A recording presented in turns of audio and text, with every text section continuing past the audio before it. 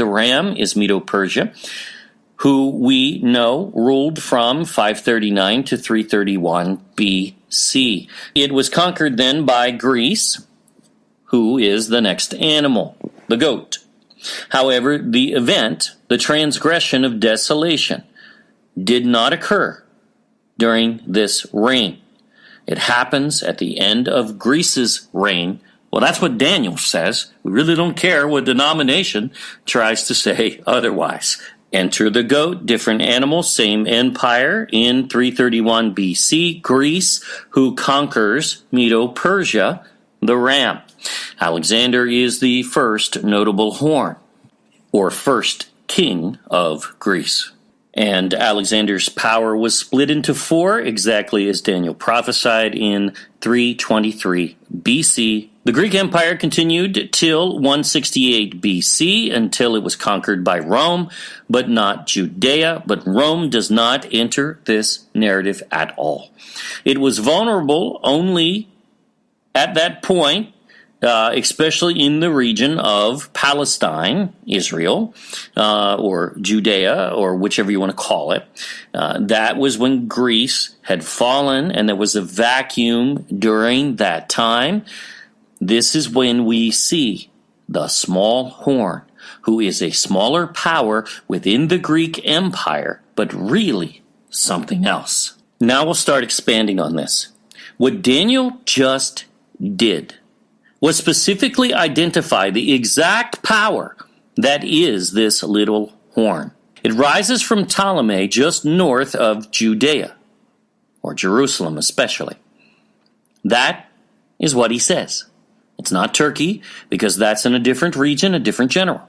And this one will rise from the same horn, or the same region, the same general, as the area of Judea, Yehudia. It must. Now, that's what Daniel saw here. It certainly isn't Rome. This is a power within Ptolemy's region north of Israel that heads to south and east to attack Jerusalem and the temple. Wait a minute. Okay, so the Pleasant Land is specifically Jerusalem, where the temple stood. So this enemy within Ptolemy cannot be Turkey, must be south of Turkey, but north of Israel. Gee, what could that be? Because again, that would be another general if it was in Turkey. It only identifies Samaria, essentially. The replacements of the lost tribes of Israel. Not Israel. That's not Israel. No. Whom 2 Kings 17 tells us infused their Persian, Babylonian, occult religion into that of Yahuwah's. They headed southeast to Jerusalem, meaning they are placed in origin north and west of Jerusalem in Samaria, not Judea, and that area specifically is the home of the Hasmoneans, or Maccabees, who conquered Judea and the temple. Wow! That's what Daniel says. And it happened exactly as he said it would. Today, we call this modern Judaism in religion. But in government power, folks, this is the final head of the Eagle Empire in origin. Imagine that. Unfolding right here in Daniel, in origin. We provide more detail on this. First, let's continue the passage. Modain is not in Judea. Nope. It's in the territory of Dan. And that's in the northern kingdom, taken over by the Samaritan replacements and the Philistines. Let's pick up in Daniel 8:23. And in the latter time of their kingdom, when the transgressors are come to the full, a king of fierce countenance and understanding dark sentences shall stand up. So in the end of the Greek rule, Rome is not even in this narrative at all. Something else is going on. Understanding dark sentences. Who in the world could that be? This, my friends, is a sorcerer, a warlock of sort, who is steeped in the occult or Kabbalah. He would be known as the wicked priest, and we'll see that term used specifically. This is no emperor, and this is not Rome. This is an occultist Kabbalist. He and his people are finally able to stand up and attack Israel and take control of the temple, which they had been undermining the whole time. They were the ones who convinced the second king to halt the construction on the temple. And it halted until the days of Darius, the third king. And it was under Darius that they still tried to stop it. And Darius searched the records and saw that Cyrus had, in fact, decreed the building of the temple, and he continued it. And that's the story. But the Samaritans were the enemy, these same people. And his power shall be mighty, but not by his own power. Interesting. And he shall destroy wonderfully, and shall prosper, and practice what? Practice the practice of the holy people. That's what? Of the temple. He will do it erroneously. He will usurp it, but he will do it nonetheless. And shall destroy the mighty and the holy people. Understand, he can do so in the second temple. He wouldn't be able to in the first, because the first had the Ark of the Covenant, which had the presence of Yahuwah. The second did not. And that's why he was able to defile this one. Oh, he and his cohorts got a hold of the Ark of the Covenant at one time. The Philistines did, and many died on the Philistine side because of that. But the Ark was not there during this time. So not his own power. Let's see. And his power shall be mighty, but not by his own power. That's interesting. Well, whose power does he have then? His father, spiritually, the devil's. Who did Messiah say that was? For this is the synagogue of Satan, who will later claim to be Yahudim and are not, but do lie. The construct of the final head of the final eagle empire. Notice he takes over again the practice of the temple. That's what Gabriel says here. He destroys the Hebrews, Yahuwah's people, the Yahudim, and he is not a Hebrew, but he lives in Israel now and will call himself Yahudim. But he is not. He is a liar. He will even be labeled so in Scripture because he's from Israel at that point, but he will never truly be a Yahudim. He is not, according to Messiah. And through his policy, because he establishes government, also he shall cause craft to prosper in his hand. What does that mean? And he shall magnify himself in his heart, and by peace shall destroy many. He shall also stand up against the prince of princes, but he shall be broken without hand. This tells us so much. And again, it all ties with this entire interpretation. Witchcraft prospers in his hand, the craft. Literally, likely what that means. Now wait a minute, he destroys by peace as his weapon? Well, that's not Rome. They destroy by war. They have no problem with that, and they don't make any apologies for it. So who does that? A religion does. For this is Phariseeism, established in 165 BC, when the Hasmoneans conquered the temple and Judea. And now this is firmly defined. Because look at this. The Prince of Peace? Well, that's Yahusha, folks. Who stood against Yahusha? Who captured him? Not the Romans. They didn't send their military to capture him. They didn't find him guilty initially. Who did? The Pharisees. And they had their own military. Notice that. They had military power.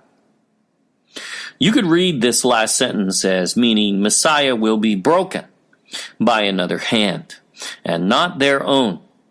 Because, see, even though they captured him and found the son of Yahuwah guilty of blasphemy against the ultimate blasphemers. Are you kidding? We see that as the best way to read that part. You don't have to. It's okay. It won't change anything in this video, but that's how we see that. That would be like the Pope calling us heretics. Oh, wait a minute. Maybe that does happen. But how can one be a heretic of the ultimate hypocritical heretic? I mean, what world do we live in? The world where evil is painted as good and good as evil. That's where we are in time, folks. Daniel 8:26, and the vision of the evening and the morning which was told is true. Wherefore, shut thou up the vision, that's still Gabriel speaking, for it shall be for many days. We will now prove this power is the Hasmoneans and Pharisees, and that is why Daniel nor anyone could see it coming in their day. These were the Samaritans, the replacements of the northern kingdom, who infused their gods into the worship of YHWH, Yahuwah, because they were being devoured by wolves in that land. Northern Israel, which is no longer Israel at that point, they were imposters and remain so to this day. Say they are Yahudim, but are not. They are liars, according to Messiah himself, Revelation 2:9 and 3:9. The event, the transgression of desolation from basically Psalm 83 as well, that's that takeover of the second temple by the Samaritans. We're going to go there too. Okay, so the Samaritans conquered the temple, also known as the Hasmoneans, whose priesthood they installed. And 165 BC, when they came in, you don't find them in the Old Testament because they weren't in Judea in the Old Testament. The Pharisees, the Sadducees, the Sanhedrin, their scribes. Their scribes are no longer the Hebrew scribes, and they are not Hebrews, they are Samaritans. See, they don't exist in the Old Testament except for rebukes of Samaritans, but they do not exist in Judea because they're not there at that point. They are the synagogue of Satan. But 165 BC is the key date here, because that's when the temple was defiled. We'll show you.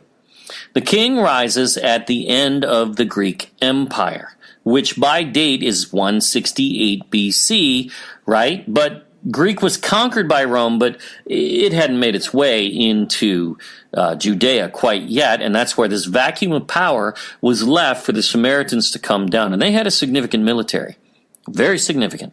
They were a power at that time, a smaller power. They weren't Ptolemy, but they were the little horn that came out of him. So the king rises at the end of the Greek Empire. He understands dark sentences. Who does that? That's an occult term. That is someone steeped in the occult, Kabbalah.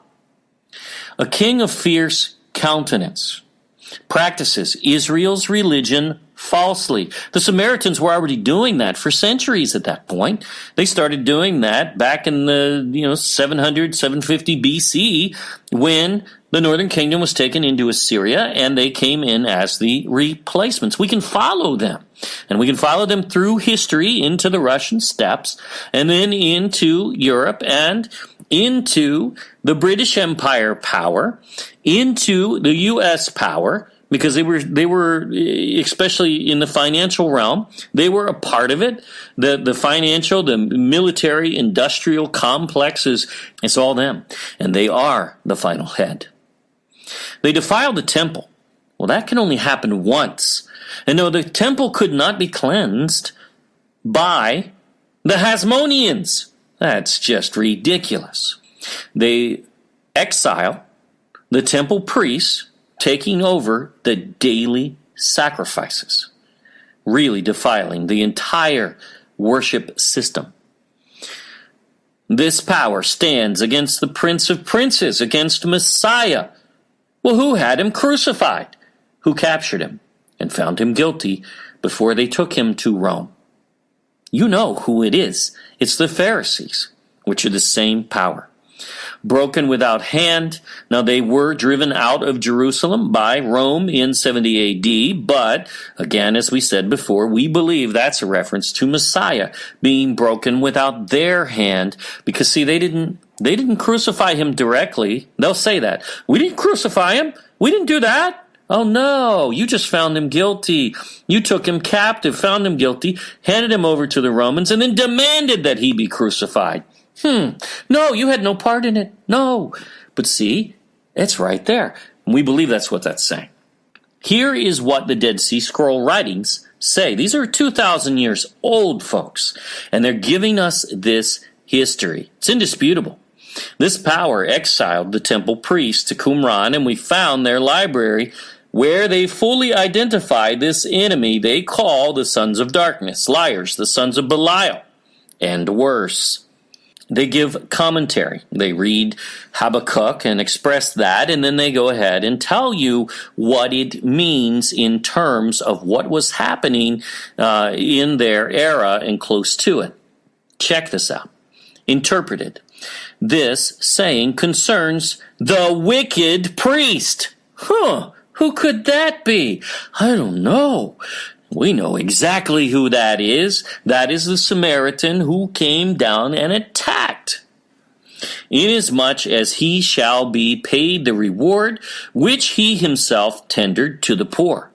Well, he even attacked the poor in Daniel, as it says he's going to do similar to that. For Lebanon is the council of the community, and the beast are the simple of Judah who keep the law. That's them, the sons of Zadok, the priests, who kept the Qumran scrolls. They were temple priests. As he himself plotted the destruction of the poor, so will Elohim condemn him to destruction. And as for that which he said, because of the blood of the city and the violence done to the land, that's Habakkuk, and then they'll interpret it. The city is Jerusalem, where the wicked priest committed abominable deeds and defiled the temple of Elohim. Okay, the violence done to the land, these are the cities of Judah, so Judea, Yehudia, where he robbed, specific language even used by Daniel, the poor of their possessions. There he is, the wicked priest, he who understands dark sentences. Indeed, this is not Rome. This is the exact story from Daniel. Exact in really every sense, even his attacking the poor. Is there really any question? And what did this wicked priest do? He committed abominable deeds, and he defiled the temple of Elohim. No, the Greeks did not defile the temple, and we'll show you that too. Wait, though, didn't Greece, Antiochus Epiphanes, right, from the book of Maccabees? Well, that ain't scripture, folks. That book is a lie. Here's the true history from the temple priests themselves. Did Antiochus Epiphanes defile the temple with a pig sacrifice? No, that's a lie. That's from the book of Maccabees, which is a lie. Here's what the temple priests wrote of their own history. And special note, Samaria, known as Kol Syria, is a power within the Greek Empire whose council the Greek king even listened to. Now that's pretty serious. So they had power. They had rule of sort. It's a small horn. They're not as large as Ptolemy, but they're not another empire, number one, which would be denoted by another animal, as in Daniel's other vision, and this one even. Rome isn't a horn rising out of Greece. That's nonsense. It's a terrible beast that crushes Greece. Daniel knew that, and it would be an animal even larger than the goat or ram, not a little horn coming out of the goat. That just doesn't make any sense. Now, check this out. Interpreted, this concerns Demetrius, king of Greece, who sought on the counsel of those who seek smooth things. Yeah, see, this is what the Dead Sea Scroll priest, the temple priest, called those in Jerusalem, those who are the Pharisees, the Hasmoneans, the Sadducees, all of them fit these descriptions. That's what they're teaching. They seek smooth things. To enter Jerusalem. So they tried to convince the king of Greece to enter Jerusalem before, which means they had his ear at least to a degree. But Elohim did not permit the city to be delivered. So Greece never conquered, not in military power and might. In fact, Alexander rolled into Jerusalem in peace, so much so that he even made sacrifices, the biblical sacrifices, in the temple, in the presence of the priests. So, won't be delivered into the hands of the kings of Greece. Now, it gives a date. From the time of Antiochus. Now, that's Antiochus I, likely. Antiochus Epiphanes is later, but he's covered in this dating. Until the coming of the rulers of the Kittim. The Kittim is Rome. But then she shall be trampled under their feet. Under whose feet? Under the feet of the Samaritans. This is telling you, it just as the last passage, this is the Samaritans. Those who seek smooth things. What a rebuke of their doctrine. Who wanted Greece to go and defile the temple? Well, not Greece. The Samaritans did. They halted construction of the second temple, even for a while, and tried a second time. They are the true enemy of Israel. Here, or Judea, the southern kingdom, all that's left of Israel in the land. Here they tried to coax the king of Greece to enter Jerusalem, but he did not conquer it militarily as they wanted him to. In fact, Alexander is recorded by many historians as not warring when he went in, but he entered in peace, and he was welcomed because of prophecy. The priests knew the prophecy, and they knew it was time for that beast to rise, and it did. And he actually respected that and always wanted that. So, it was defiled, the temple, and all of Judea, by the Hasmoneans and Pharisees in 165 BC. That's our key date. They are the little horn, not Rome, ever. Now remember, they called the Pharisees those who seek smooth things. This saying referring to the last days, this is commentaries on Isaiah, concerns the congregation of those who seek smooth things in Jerusalem, who despise the law and do not trust in Elohim, as robbers lie in wait for a man. They have despised the words of the law. Despised the law? Wow. Exactly what Messiah said of the Pharisees. He also calls them liars, hypocrites, thieves. They rob from the poor, widows, and orphans. Come on, these guys are not hard to identify. It's easy. And they will still be the enemy in power. Look at this. In the last days. So just who are these Hasmoneans, right? I mean, where did that word even come from? It's actually not hard. It's right there. We know where these Hasmoneans originate, even though the Jews and modern scholars claim no one knows. No one can know. It's impossible. The word is Greek. They are the Hasmonean, whence came forth the Philistines and the Gaphtorim.